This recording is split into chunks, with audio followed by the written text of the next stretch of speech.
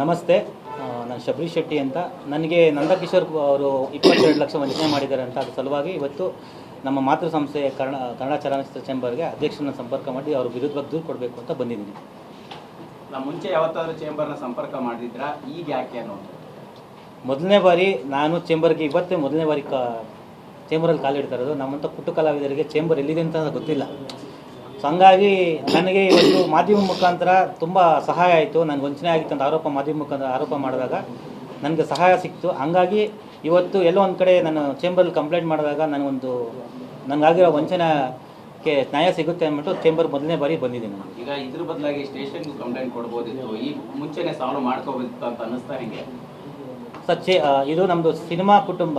First ಕುಟುಂಬದಲ್ಲಿ problem solve ಮಾಡ್ಕೊಳ್ಳೋಣ. ಈ ಅಣ್ಣ ತಮ್ಮಂದರು ಸಂಪರ್ಕ ಇರುತ್ತೆ. ಸೊ ಒಂದು ಫ್ಯಾಮಿಲಿ ಅಂತ ಫ್ಯಾಮಿಲಿಲಿ ಫಸ್ಟು ಪ್ರಾಬ್ಲಮ್ ಸಾಲ್ವ್ ಮಾಡ್ಕೊಳ್ಳೋಣ. ಇಲ್ಲಿ ಆಗದೇ ಇದ್ದ ಪಕ್ಷಕ್ಕೆ ತೊಗೊಂಡಿರೋ ವ್ಯಕ್ತಿ ನಾನು ಯಾವುದೂ ಅಮೌಂಟೇ ತೊಗೊಂಡಿಲ್ಲ ಅಥವಾ ನನಗೆ ಯಾರೂ ನ್ಯಾಯ ಸಿಗಲಿಲ್ಲ ಅಂದಾಗ ನಾನು ಕಾನೂನು ಮೊರೆ ಹೋಗ್ತೀನಿ.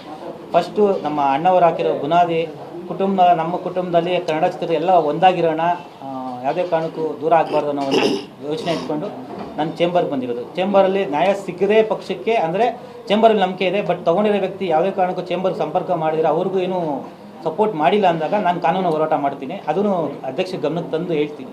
ಈಗ ಎಷ್ಟು ಅಮೌಂಟ್ ಕೊಟ್ಟಿದ್ರಿ, ಯಾವ ಕಾರಣಕ್ಕೆ ಕೊಟ್ಟಿದ್ರಿ? ಸೊ ಈಗ ಕೊಡೋ ಟೈಮಲ್ಲಿ ಇದ್ದಂಥ ಕಾರಣ ಬದಲಾಗಿದೆಯಾ ಹೆಂಗೆ? ಸರ್ ನನಗೆ 2016 ಪರಿಚಯ ಆಗ್ತಾರೆ.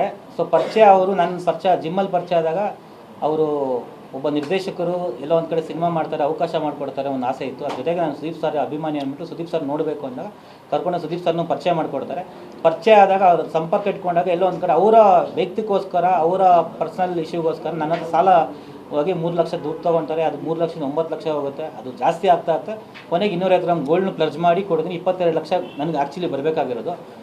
ಬಟ್ ಇದರಲ್ಲಿ ಸುದೀಪ್ ಸರ್ದು ಏನೂ ಇನ್ವಾಲ್ವ್ಮೆಂಟ್ ಇಲ್ಲ, ನಾನು ಅವ್ರ ಮೇಲೆ ಏನಿಲ್ಲ. ಬಟ್ ಅವ್ರ ಹೆಸರು ಹೇಳ್ಕೊಂಡು ನನಗೆ ವಂಚನೆ ಮಾಡಿದ್ರು. ಬಿಕಾಸ್ ಅಂದರೆ ಅವರ ಅಭಿಮಾನಿ ಅನ್ನೋ ಒಂದು ರೀಸನ್ ಅದನ್ನು ಎನ್ಕ್ಯಾಶ್ ಮಾಡ್ಕೊಂಡು ಅವರು ನನ್ನನ್ನು ಸಿನಿಮಾ ಕಲಾವಿದ ಅವಕಾಶ ಕೊಡ್ತೀನಿ ಅಂತ ಅದೊಂದು ಸುಳ್ಳು ಹೇಳಿ, ಈ ಕಡೆ ಸುದೀಪ್ ಸರ್ನ ಪರಿಚಯ ಮಾಡಿಕೊಡ್ತೀನಿ, ಕ್ರಿಕೆಟ್ ಆಡಿಸ್ತೀನಿ CCL ಅಂತ ಹೇಳಿ ಅವ್ರ ಸ್ವಾರ್ಥಕ್ಕೆ ಏನು ಬೇಕೋ ಅದನ್ನು ಯೂಸ್ ಮಾಡಿಕೊಂಡು ನನ್ನನ್ನು ಬಕ್ರಾ ಮಾಡಿಬಿಟ್ರು. ಕ್ರಿಕೆಟ್ ಆಡೋಕ್ಕೂ ಕೂಡ ಹಣ ತೊಗೊಳ್ತಿದ್ರ ಹೆಂಗೆ ಅಂತ? ನಿಮ್ಮ ಹತ್ರ ಮಾತ್ರ ತೊಗೊಂಡಿದ್ರ, ಬೇರೆ ಹತ್ರ? ಸರ್ ನನ್ನ ಗಮನಕ್ಕೆ ಬಂದಿಲ್ಲ. ಬಟ್ ತುಂಬ ಜನ ಹೇಳ್ತಿದ್ರು ಈ ಥರ ತೊಗೊಂಡಿದ್ದಾರೆ ಅಂತ. ಬಟ್ ಅದು ನನಗೆ ಗೊತ್ತಿಲ್ಲ. ಬಟ್ ನನ್ನ ಹತ್ರ ತೊಗೊಂಡಿಲ್ಲ, ಕ್ರಿಕೆಟ್ ವಿಷಯಕ್ಕೆ ಅಮೌಂಟ್ ತೊಗೊಂಡಿಲ್ಲ. ಅವ್ರ ಪರ್ಸ್ನಲ್ಗೋಸ್ಕರ ಅಮೌಂಟ್ ತೊಗೊಂಡು ಬಟ್ ನನ್ನನ್ನು ಅಲ್ಲಿ ಆಡಿಸ್ತೀನಿ, ಸುದೀಪ್ ಸರ್ ಸಂಪರ್ಕ ಕೊಡ್ತೀನಿ, ಸಿನಿಮಾ ಮಾಡಿಸ್ತೀನಿ, ಸಿನಿಮಾದಲ್ಲಿ ಬೆಳೆಸ್ತೀನಿ ಅನ್ನೋ ಒಂದು ಹೇಳಿಕೆ ಕೊಟ್ಕೊಂಡಾಗ ಎಲ್ಲೋ ಒಂದು ಕಡೆ ನಮಗೆ ಗಾಡ್ ಫಾದರ್ ಯಾರೋ ಒಬ್ಬ ಡೈರೆಕ್ಟರ್ ಸಿಕ್ಕವ್ರೆ, ನಮ್ಗೆ ಬೆನಿಫಿಟ್ ಮಾಡ್ತಾರೆ, ನಮ್ಗೆ ಅವಕಾಶ ಕೊಡ್ತಾರೆ, ಸಿನಿಮಾ ಕ್ಷೇತ್ರದಲ್ಲಿ ಬೆಳಿಬೋದು, ನಮ್ಮ ಕನಸು ಏನಿದ್ರು ಇಲ್ಲಿ ಸ್ಟಾರಾಗಿ ಬದುಕ್ಬೋದು ಅಥವಾ ಸಿನಿಮಾ ಕ್ಷೇತ್ರದಲ್ಲಿ ಇನ್ನೂ ಹೆಸರು ಮಾಡ್ಬೋದು ಅನ್ನೋ ಆಸೆಗೋಸ್ಕರ ನಾವು ಸಂಪರ್ಕ ಬೆಳೆಸ್ಕೊಳ್ಳೋಕ್ಕೋಸ್ಕರ ನಾನು ಮೋಸ ಹೋಗಿದ್ದೀನಿ.